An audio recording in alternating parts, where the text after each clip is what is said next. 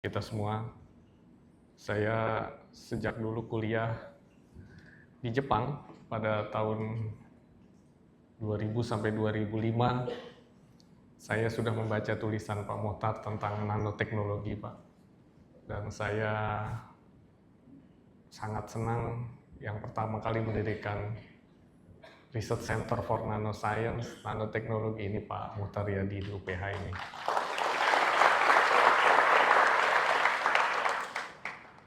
Bidang saya kebetulan nanoteknologi, nanomaterials. Kemudian kami mengikuti jejak Pak Mohtar membangun laboratorium nanoscience dan nanoteknologi juga di ITB, Pak Mohtar, RCNN, mungkin 2010, jauh setelah Bapak mendirikan di UPH. Terima kasih atas berbagai inspirasi yang barangkali Bapak tidak ketahui, tetapi saya terus-menerus mengikuti berbagai pemikiran dari Pak Mohtar Riyadi. Yang kami hormati Bapak Dr. Honoris Causa Pak James Riyadi, belum datang ya. Kemudian yang kami hormati Ibu Caroline Riyadi, Bachelor of Arts, terima kasih Ibu mengundang kami. Kemudian juga Bapak Profesor Dokter nih, dokternya 3 kali nih Pak. Bapak Prof. Eka Julianta Wahyu Pramono, spesialis. Dan juga secara khusus Your Excellency Mr. Ambassador of Singapore for Indonesia, thank you for your coming here. Kemudian juga Bapak Nediva Divya Singham, Sekretaris Bidang Politik Kedutaan Besar Republik Singapura di Jakarta. Yang kami hormati Ketua Konsil Kesehatan Indonesia, yang kami hormati para Ketua Kolegium, yang kami hormati para guru besar, profesor, dosen, peneliti, para dokter, para peserta PPDS, dan juga mahasiswa kedokteran dari UPH yang hadir pada siang hari ini. Terus terang tadi saya mendapat kabar yang datang 1000 dokter. Waduh, saya jadi deg-degan. Di atas juga ada. Tentu ini adalah para prominent, orang-orang terpilih yang telah berkenan mengabdikan dirinya untuk dunia kesehatan, untuk dunia kedokteran, dan kita bangsa Indonesia tentu berharap besar kemajuan kedokteran di Indonesia. Salah satunya adalah yang dikembangkan dari Bapak Ibu semua dari UPH ini. Bapak Ibu yang kami hormati, ini ada materi tapi mungkin akan bosan kalau saya berikan materi-materi ini. Saya akan seperti Pak Mohtar saja, akan banyak paparan atau cerita-cerita. Bapak Ibu sekalian, tadi Pak Mohtar guru kita bersama sudah menyampaikan betapa AI menjadi satu kata kunci yang sangat vital. Dan itu betul sekali, Bapak Ibu sekalian.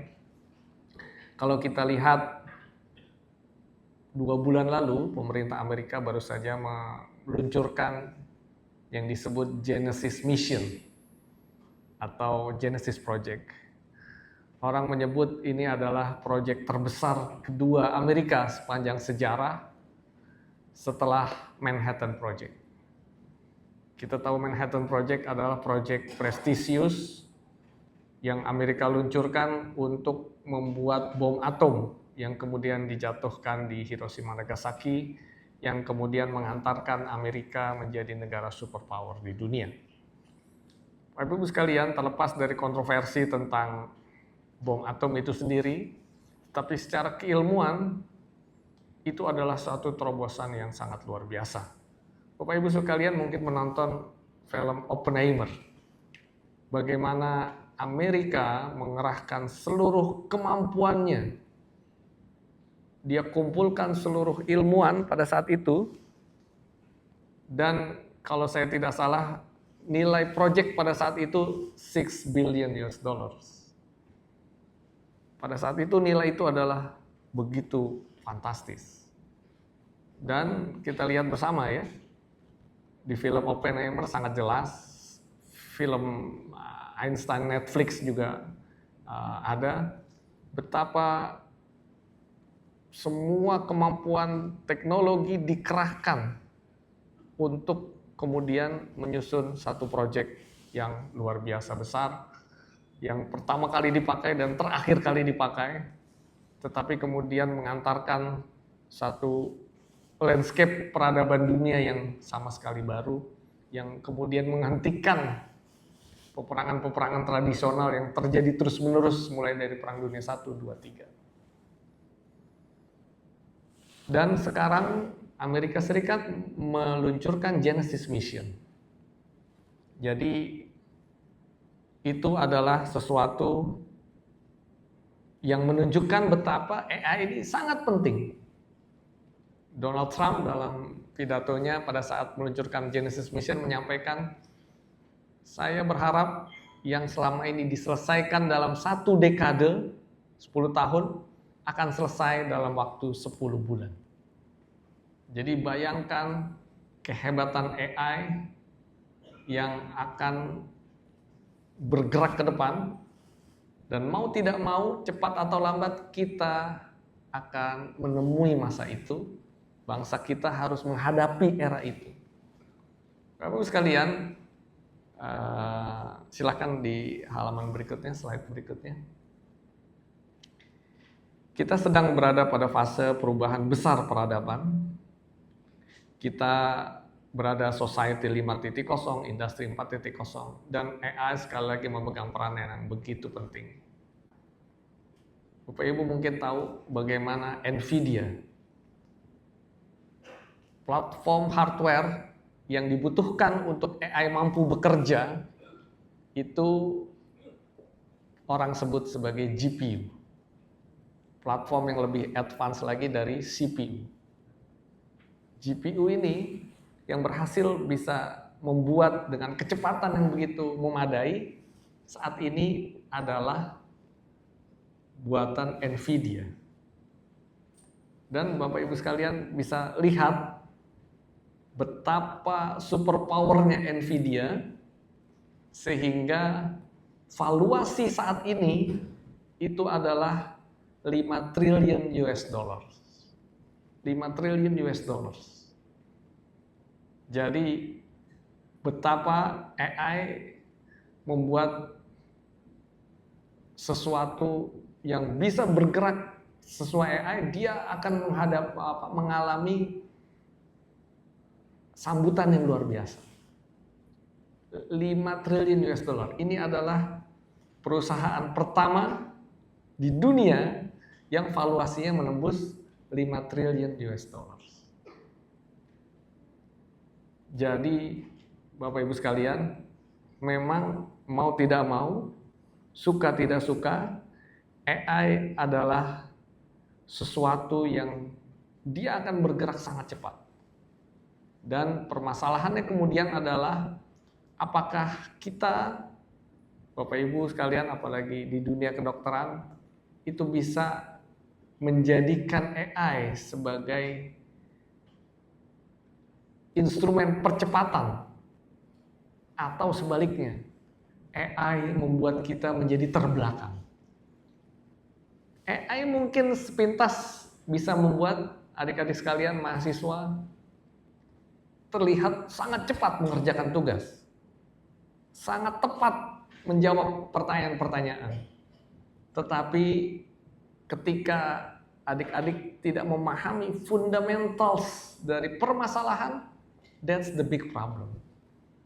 Dan itulah tantangan kita saat ini.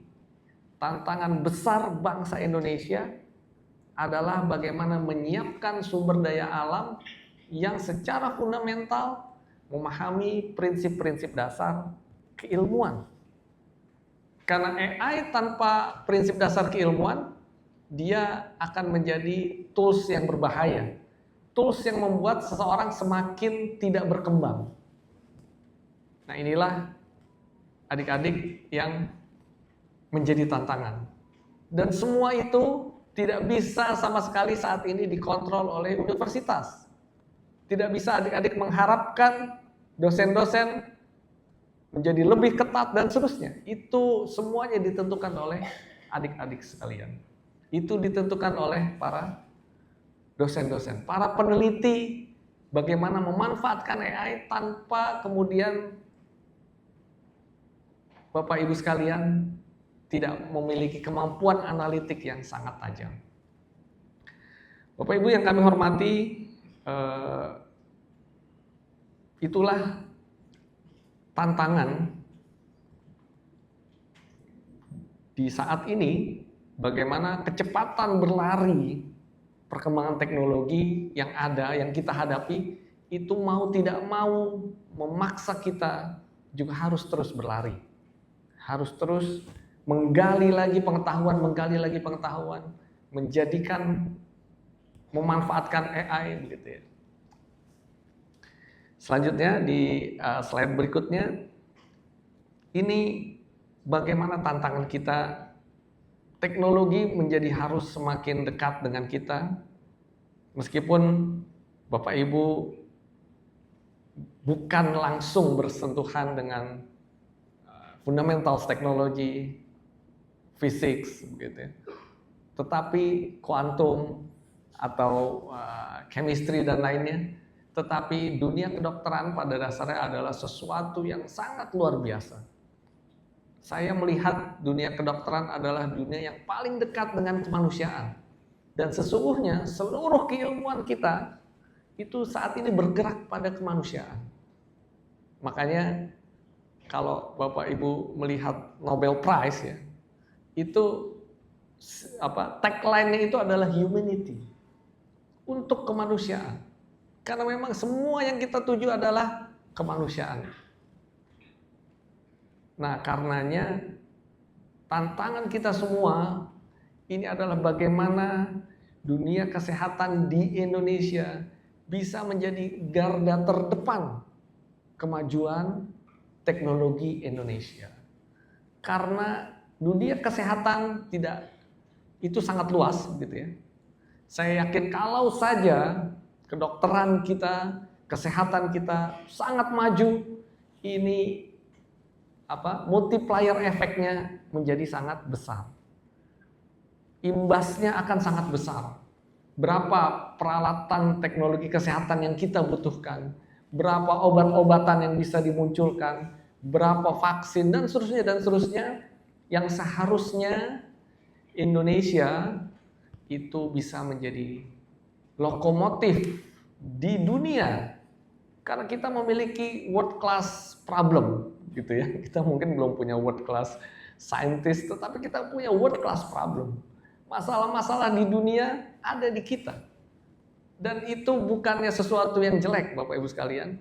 Ini adalah sesuatu yang harusnya memanggil kita ya, untuk membuktikan bahwa world class problem ini bisa menghasilkan world class champion.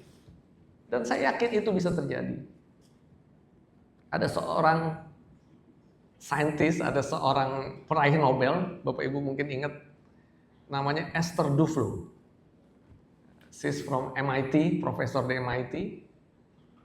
Dia mendapatkan Nobel karena papernya judulnya apa? Karena paper dia mengupas tentang sekolah Inpres, SD Inpres. Kita setiap hari barangkali di antara kita bolak-balik lewat, pergi sekolah, pergi ke kantor, lewat SD Inpres. Tetapi kita tidak terpikir untuk menjadikan itu sebagai suatu inspirasi kemajuan teknologi, kemajuan pengetahuan. Jadi kita jangan takut, kita jangan merasa rendah diri, kita punya world class problem. Disitulah harusnya challenging kita. Dan saya sangat berharap dunia kesehatan ini bisa menjadi yang terdepan untuk kemajuan pengetahuan di Indonesia. Karena itu jauh lebih mungkin, Bapak Ibu sekalian.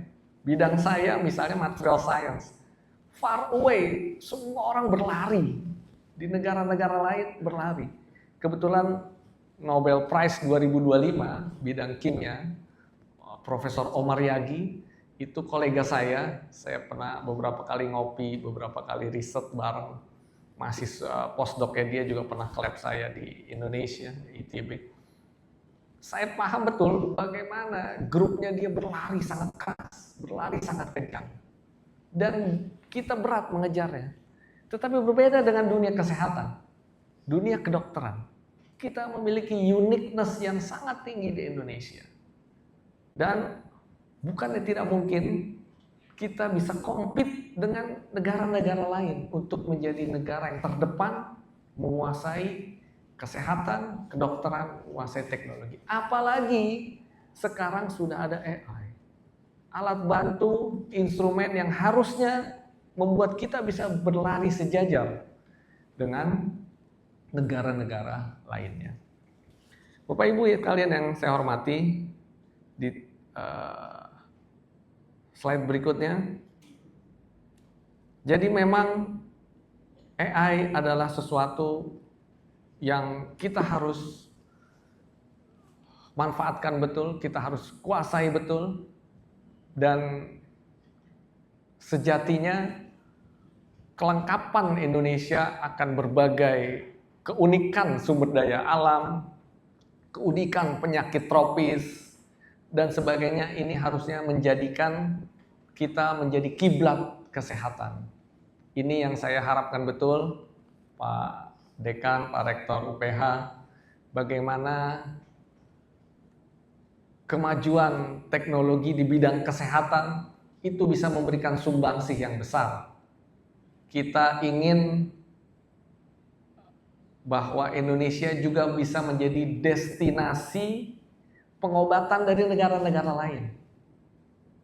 Kita dengar Malaysia, Penang begitu ya, itu tidak sedikit orang-orang Indonesia yang berobat ke sana. Saya nggak habis pikir, padahal UPH sudah maju.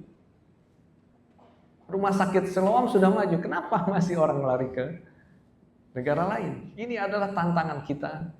Kita harus bisa menunjukkan bahwa kita tidak kalah bersaing dengan negara lain. Dan memang ini yang kita inginkan. Ini sesuatu yang harus kita buktikan bahwa riset kita kuat, fundamental kita kuat, dan juga realisasi kita juga tidak kalah. Aplikasi kita tidak kalah dari negara-negara lainnya. Bapak Ibu yang kami hormati, kemudian berikutnya, halaman berikutnya. Nah, inilah disruption, slide berikutnya coba.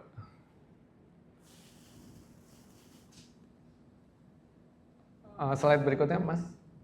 Oke. Nah, jadi inilah tantangan kita bersama. Saya pribadi, Bapak Ibu sekalian, riset saya sebelum saya diangkat jadi menteri, hobi saya itu meneliti sebenarnya. Saya senang sekali meneliti, saya senang sekali mengajar, melatih orang melakukan penelitian yang berkelas dunia. Mahasiswa S3 saya tuh sampai 15 di lab saya. Setiap tahun ada yang lulus masuk lagi. Dan mereka berasal dari daerah-daerah.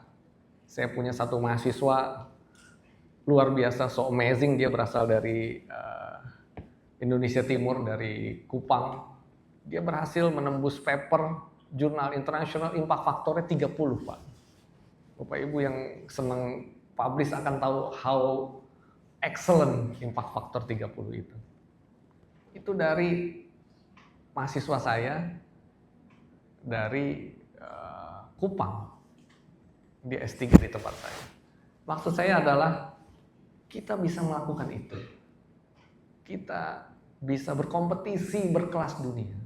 Kita punya sumber daya itu, kita punya kekayaan itu. Yang belum ada hanyalah keinginan sama tekad kita. Kadang kita terjebak pada rutinitas, apalagi Bapak Ibu dokter ini biasanya rutinnya sudah very crowded gitu ya. Tetapi kita harus bisa melakukan manajemen, menghitung ulang lagi, mengatur ulang lagi, supaya kontribusi kita lebih signifikan lagi. Saya berharap UPH bisa menjadi lokomotif kemajuan pendidikan dan riset bidang kesehatan dan juga bidang kedokteran. Saya sangat optimis karena saya paham betul Pak Mokhtar punya concern yang sangat tinggi tentang pengetahuan-pengetahuan baru. Lab nano, AI, dan sebentar lagi Bapak Ibu sekalian akan ada namanya kuantum komputasi, quantum computer. Nobel kemarin sudah 2 tahun, itu pemenangnya berasal dari quantum computers. Quantum computers.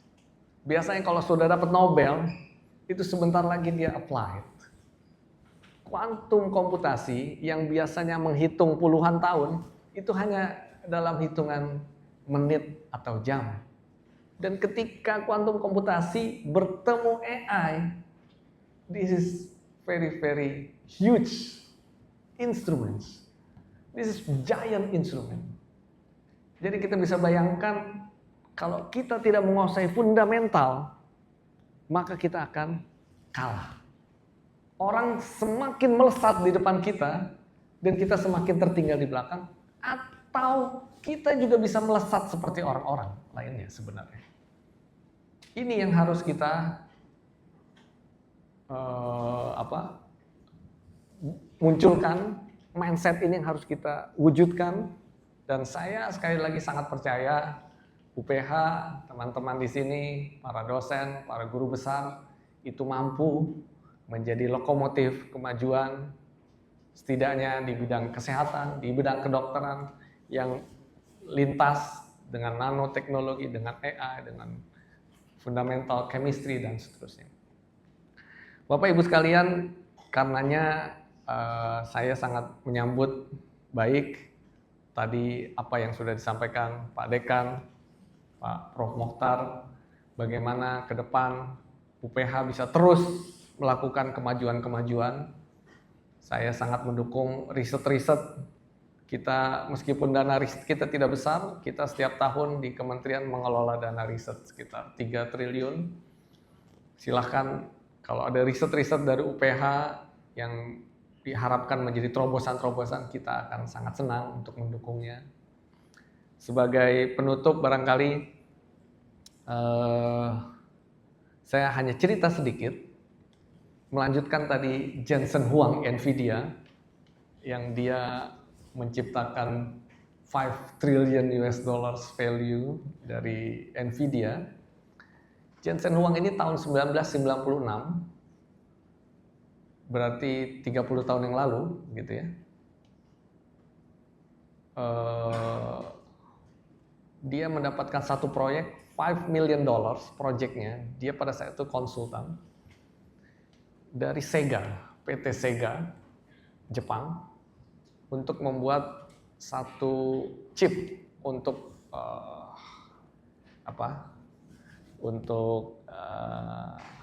game Sega, alatnya Sega, 5 million US dollars. Kemudian pada saat itu dia sudah mengerjakan, dia sudah bikin, sudah maju, sudah hampir selesai. Dia dapat informasi bahwa Microsoft juga membuat hal yang sama tetapi dengan teknologi yang berbeda, dengan pendekatan yang berbeda. Setelah dia pelajari, tidak mungkin dia beat Microsoft. Tapi ini pesanannya Sega. Dia punya 2 pilihan. Saya datang ke Jepang, saya kasihkan proyek apa yang dia minta saya kerjakan, saya dibayar, selesai. Sega akan bangkrut, Sega akan kalah. Atau saya bilang saya tidak sanggup kerjakan, saya fail karena kalah dengan Microsoft, tapi saya tidak dibayar. Saya menarik diri. Tetapi pada saat itu proyek terakhir dia. Dia bilang, saya hanya tinggal 1 bulan lagi bisa hidup dengan Nvidia pada saat itu. Tahun 1996. Apa yang dilakukan? Dia pilih datang ke Jepang.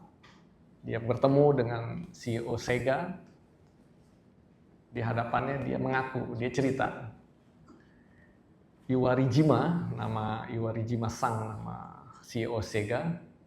Iwarijima Sang, saya salah menganalisis. sehingga saya salah membuat, ini saya sudah selesai, tetapi kalau saya serahkan ke Anda akan kalah dari Microsoft. Kata dia begitu. Nah, kemudian apa? Kaget Iwarijima. Loh, kok bisa begitu? Jadi ini saya serahkan ke Anda, tapi Anda akan kalah. Tetapi satu permintaan saya minta Anda tetap membayar saya. Kenapa? Kenapa harus saya bayar sesuatu yang Anda nggak kerjakan? Karena perusahaan saya hanya bertahan 1 bulan. Bingung ya, Iwarijima. Kemudian dia bilang, oke, besok ketemu lagi saya pikirkan di rumah. Dia datang, dia ketemu besoknya, apa yang terjadi? Dia katakan, Jensen Huang, saya bayar 5 million US dollar. Kaget Jensen, loh kok dibayar jadinya? Kenapa Anda harus bayar? Kan saya nggak jadi deliver. Apa jawab Iwarijima? Saya membayar Anda bukan untuk pekerjaan Anda, tetapi saya membayar Anda karena kejujuran Anda pada saya. Ini saya kasih 5 ini sifat 6, saya bilang ini pinjaman 6 bulan. Silakan dikembalikan. Jadi Bapak Ibu sekalian, percayalah, dari banyak kemajuan teknologi, dari banyak kecepatan teknologi yang berkembang, dari banyak pengetahuan yang berlarian, percayalah bahwa integritas, kejujuran itu tetap nomor 1. Karakter kita bagaimanapun itulah yang menentukan sejauh mana Bapak Ibu semua, adik-adik sekalian akan dapat melambung setinggi apa. Karena pada dasarnya pengetahuan itu berdiri di atas karakter setiap orang. Dia tidak berdiri bebas. Jadi ketika karakter kuat bertemu dengan kompetensi yang hebat, bertemu dengan penguasaan pengetahuan yang unggul, maka jangan pernah khawatir, Bapak Ibu sekalian, adik-adik sekalian, jangan pernah khawatir, itu semua pasti akan memberikan sesuatu yang amazing buat Bapak Ibu dan adik-adik sekalian. Jadi pesan saya, teruslah melangkah, teruslah membuat perubahan, carilah terobosan-terobosan, jangan pernah mengenal lelah, jangan pernah menyerah. Thomas Alva Edison, penemu bohlam, dia katakan pesannya, kegagalan terbesar seseorang adalah ketika dia berhenti mencoba. Keberhasilan seseorang adalah ketika dia mencoba sekali lagi. Jadi jangan khawatir Bapak Ibu sekalian kalau masih ada hal yang belum terpenuhi, kalau ada masih sesuatu yang belum dicapai, itu hanya masalah waktu. Teruskan bergerak, teruslah bekerja, dan saya yakin suatu saat cita-cita Bapak Ibu, adik-adik sekalian pasti akan terpenuhi. Demikian yang dapat saya sampaikan. Pesan terakhir dari Ki Hajar Dewantara, dengan ilmu kita menuju kemuliaan, dengan amal kita menuju kebajikan. Jadi jangan berhenti pada penguasaan ilmu, teruslah mengamalkan apa yang dimiliki. Semoga sedikit yang bisa saya sampaikan, menambahkan tadi yang sudah disampaikan Pak Mokhtar, bisa memberikan inspirasi dan tambahan semangat buat Bapak Ibu sekalian, adik-adik sekalian. Terima kasih, selamat siang, assalamualaikum warahmatullahi wabarakatuh.